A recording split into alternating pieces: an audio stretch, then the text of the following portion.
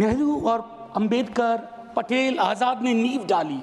आप second third floor बना रहे हैं, उन्होंने फर्स्ट फ्लोर बनाया, आप 5 फ्लोर और बनाइए, लेकिन नींव के बगैर फ्लोर किसी काम का नहीं है, ये याद रहना चाहिए। सर, माननीय उपसभापति, अभी आप राज्यसभा में मनोज झा को सुन रहे थे। नमस्कार, मेरा नाम विश्वजीत कुमार और आप देख रहे हैं वाक फॉर इंडिया न्यूज। राज्यसभा में संविधान पर चर्चा के दौरान मनोज झा क्या बोले राज्यसभा में आज आपका 17 दिसंबर को, आइए सुनते हैं। क्या माननीय सभापति महोदय, थोड़ा हट करूंगा वक्त के लिए, लेकिन आखिर में अभी चालू तो करिए जरूर। सर, माननीय सभापति महोदय, अच्छा है हम सब संविधान पे बात कर रहे हैं। उस सदन में भी हुई, इस सदन में भी तमाम साथियों ने संविधान पे बात की। अपना अपना दायरा है, अपनी अपनी सोच है, अपनी अपनी प्राथमिकताएं हैं, लेकिन महत्वपूर्ण यह है कि हमने संविधान पे बात की। कई ओहदेदार लोग दूसरे स्तंभ के, वो तो ईश्वर से बात करने लगे हैं। भगवान को कितना काम है, किसी की नौकरी लगवानी है, किसी की शादी करवानी है, किसी को चुनाव जितवाना है, तो किसकी पर्ची निकलेगी, किसकी अर्जी लगेगी। तो अच्छा है कि हम संविधान के दायरे में बात कर रहे हैं। माननीय सभापति महोदय, नेहरू जी पर बहुत चर्चा होती है। जब से इस संसद में आया हूं, और मैं इस नई सरकार के बाद ही सदन में आया हूं, बचपन में सोचा करता था पार्लियामेंट पहुंचूंगा, लेकिन आज एक कन्फेशन करता हूं, हमेशा अपने को विपक्ष में देखता था, तो विपक्ष में ही हूं। तो सर ऐसा है, मैंने कई दफा कहा है, 14 का चुनाव, 19 का चुनाव, 24 का चुनाव, जवाहरलाल नेहरू नहीं आ रहे हैं, विपक्ष आ रहा है, कांग्रेस आ रही है। 100 साल आप चुनाव जीतेंगे, लेकिन नेहरू को फिर भी वहां खड़ा पाएंगे, क्योंकि अथॉरिटेरियनिज्म के खिलाफ, पार्लियामेंट्री डेमोक्रेसी के प्रतीक है नेहरू। वो ढाल हैं, वो रक्षा कवच हैं। और मैं आपको बताऊं, हमारे नड्डा साहब ने जेपी का उद्धृत किया, और मुझे अच्छा लगा कि जयप्रकाश जी ने जब इंदिरा जी को, वो इंदू लिखा करते थे, जब चिट्ठियां लिखी ना इमरजेंसी के दौरान, तो नेहरू को इन्वोक किया। I am writing to you in the name of your father Jawaharlal Nehru. वो ऐसे व्यक्ति थे, जब उनकी आलोचना नहीं होती थी तो छद्म नाम से अपनी आलोचना स्वयं करते थे। तो मैं क्या कहूं, जयप्रकाश जी का कश्मीर पर जो नेहरू जी को चिट्ठी थी या इंदिरा जी को चिट्ठी थी, अगर वो चिट्ठी आज मनोज कुमार झा अपने नाम से कॉपी पेस्ट करके लिख दे, तो सर शाम तक मैं टेलीविजन डिबेट में विलेन बन जाऊंगा। मेरे पर यूएपीए लगे ना लगे, सांसद हूं शायद ना लगे, लेकिन बहुत तरह की तोहमत लगेगी। सर एक आवश्यक बात, हम महापुरुषों की जन्मतिथि, पुण्यतिथि पर माल्यार्पण वाले दुनिया के नंबर 1 देश हैं। इतनी पुष्प वर्षा करते हैं जन्मतिथि और पुण्यतिथि पे, लेकिन सर वो तिथियां इस बात की भी होती है, हम अपनी चुनौतियों को स्वीकार करें। अगर हम संविधान दिवस मना रहे हैं, क्या फ्रीडम के बारे में नहीं बात होनी चाहिए? दोनों तरफ ऐसी बातें हो रही हैं, मेरी कमीज सफेद, तुम्हारी कमीज गदली। अरे साहब, संविधान की कमीज देख लो, वो गदला ना हो, उस पे दाग ना पड़े, ये हमारा दायित्व होना चाहिए। आज से 25 वर्ष बाद मैं इस सदन में नहीं होऊंगा, हम में से बहुत लोग नहीं होंगे। जब 100 साल पे चर्चा हो रही होगी, बहुत चर्चा होगी, लोग विश्लेषण करेंगे, जैसे आज हम करते हैं कि नेहरू को यह करना चाहिए था, नेहरू ने वो नहीं किया। 100 साल बाद कोई आपके बारे में टिप्पणी करे, मैं जीवित नहीं रहूं, संभवतः मैं सदन में नहीं रहूंगा, लेकिन वो भी अच्छा नहीं लगेगा सर, अशोभनीय लगेगा। टाइम मशीन नहीं है सर, नहीं तो मैं अपने सारे साथियों को 47-46 ले जाता। खून की नदियां बह रही थी दोनों तरफ, खून की नदियां, मंदिर में गाय काट के फेंकी जा रही थी, मस्जिद में सुअर फेंके जा रहे थे। उस दौर में एक ऐसे देश के निर्माण का संकल्प, गलतियां हुई होंगी। आप विलन क्यों बनाते हो भाई? विलन मत बनाओ, आपसे भी गलतियां होती हैं, हमसे हुई हैं। मैं सिर्फ इतना कहता हूं माननीय उपसभापति महोदय, कि जब हम तबसरा करते हैं इस तरह के नेताओं पे, तो हम भूल जाते हैं 47 में इस देश की क्या हालत है। सर आपने घर बनाया हो, मैंने नहीं बनाया अभी तक, मेरे पिता ने बनाया। सर ग्राउंड फ्लोर बनाने में सबसे ज्यादा मेहनत लगती है, नींव है वो। नेहरू और अंबेडकर, पटेल, आजाद ने नींव डाली, आप सेकंड थर्ड फ्लोर बना रहे हैं, उन्होंने फर्स्ट फ्लोर बनाया, आप 5 फ्लोर और बनाइए, लेकिन नींव के बगैर फ्लोर किसी काम का नहीं है, ये याद रहना चाहिए। सर माननीय उपसभापति महोदय, हमारे प्रधानमंत्री जी, भाजपा के कई साथी, और चूंकि ये संविधान की डायरेक्टिव प्रिंसिपल्स में है कि यूनिफॉर्म सिविल कोड, सर मैंने विस्तार से अध्ययन किया है, नड्डा साहब ने भी अध्ययन किया होगा, तमाम साथियों ने। सर कई तरह के उस पर विचार थे, लेकिन डोमिनेंट विचार था कि इसको रखो, किसी दिन वक्त आएगा इस पर बात होगी। सर 44 आर्टिकल जो कि ड्राफ्ट में 35 था, उससे पूर्व आर्टिकल 39 क्लॉज सी है sir, about concentration of wealth. Income inequality का इस देश में जो आलम है, हम टाइम बॉम्ब पे बैठे हुए हैं, टाइम बॉम्ब है ये, और ये सबको इंपैक्ट कर रहा है, ना सिर्फ गरीब मजलूम वर्गों को, मध्यम वर्ग को। अभी हालिया रिपोर्ट आई कि प्रॉफिट मेकिंग कंपनीज, लेकिन उनकी प्रॉफिट का एम्प्लॉय के सैलरी में कोई रिफ्लेक्शन नहीं है सर।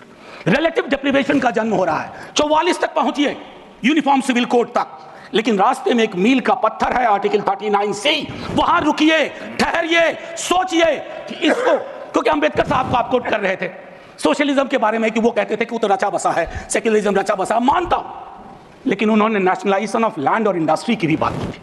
मैं उसकी पैरोकारी आज के दौर में नहीं कर रहा हूं, लेकिन ये जरूर कहूंगा कि प्राइवेट प्लेयर्स ऐसे ना हो जाएं कि एक को चादर से ढकने के चक्कर में पूरा देश नग्न सच्चाई से रूबरू होता रहे।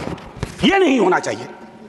अब सर मैं एक बात कहता हूं, आज जब मैं यहां बोल रहा हूं, इस देश के किसी न किसी कोने में सीवर से एक आध डेथ हो चुकी है, सीवर में उतर करके खुदाई चल रही है इस देश में, कई जगह खोदे जा रहे हैं। एक खुदाई हम सब सांसद मिलके करें, वो जो सेप्टिक टैंक और सीवर में उतार करके जहरीली गैस से मरने वाले लोग, ये कौन है?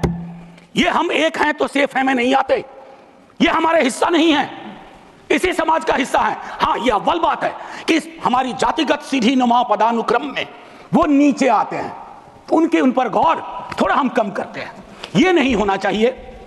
और मैं समझता हूं कि फ्रीडम की जब बात हो तो हम मूल्यांकन करें।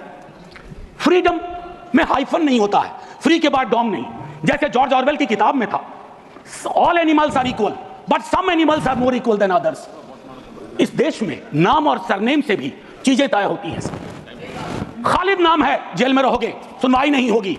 हैदर नाम है, मीरान हैदर, नहीं सुनवाई होगी। इमाम नाम है, सर्जिल इमाम, नहीं होगा। गुलफिशा होगी, नहीं होगा। तो ये सारी चीजें, एक मिनट आप, मैं मेरा टाइम पॉज कर दीजिए, मेरा टाइम पॉज कर दीजिए, मेरा टाइम पॉज कर दीजिए। मैम चेयरपर्सन, मेरा टाइम पॉज कर दीजिए। मैम मैं सिर्फ इतना कहना चाहता हूं, अभी यहां बोल रहा हूं, मूलवासी बचाओ संघ मंच है छत्तीसगढ़ में, अनलॉफुल बना देते हैं आप। अरे कोई तो तौर तरीका हो, किसान विरोध करे, देशद्रोही है, विद्यार्थी विरोध करें नौकरी के लिए, नौकरी मांग रहे हैं आपसे, और कुछ तो नौकरी भी नहीं मांग रहे हैं, परीक्षा समय पर कराने की मांग कर रहे हैं। आप कह रहे हो अराजक है, नक्सल है। ये जो शब्दावली लेकर के, विशेषण लेकर के आप घूमते हैं, इससे थोड़ा बाज आइए। मैं कह रहा हूं ये टेम्पटेशन होता है जब बहुत बड़ी सत्ता होती है, 15वें वर्ष में, 11वें वर्ष में प्रवेश करते हैं, लेकिन उस टेम्पटेशन को रोकना मैच्योरिटी है, परिपक्वता, परिपक्व लीडरशिप की बात होती है। वैकल्पिक विकास की कोई मांग आपसे करेगा तो आप कहोगे नक्सली है। अब मैम चेयरपर्सन, एक और चीज कहना चाहता हूं, मैं पीड़ा साझा करता हूं बांग्लादेश में जो हो रहा है, साझा करता हूं पीड़ा। 71 के बारे में पढ़ा था, अभी देख रहा हूं, लेकिन मैम मैं महात्मा गांधी पर जाना चाहता हूं। नोआखली में जब देश आजादी का जश्न मना रहा था, महात्मा गांधी नोआखली में दर दर भटक रहे थे, restoration of peace and normality, वो दौर था। उन्होंने एक बात कही थी, आज का दक्षिण एशिया है जिससे पाकिस्तान और बांग्लादेश निकला है, हमें इस बात का स्मरण करना होगा कि हमारी भूमिका सबसे बड़ी है। हम बड़े भाई वाली शब्दावली का इस्तेमाल नहीं करेंगे। We are the largest and the oldest democracy. बाकी में डेमोक्रेसी कैजुअलिटी हुई है पाकिस्तान और बांग्लादेश में, संविधान तक नहीं आया, लेकिन हम अपनी अकलियत के साथ कैसा व्यवहार करते हैं, तो हम कह पाते बांग्लादेश को learn from us, to Pakistan learn from us, this is how we treat. लेकिन हमारा रिपोर्ट कार्ड अगर उसमें कमियां रहती है, मैं Sit down. Ma'am chairperson, my time should be paused.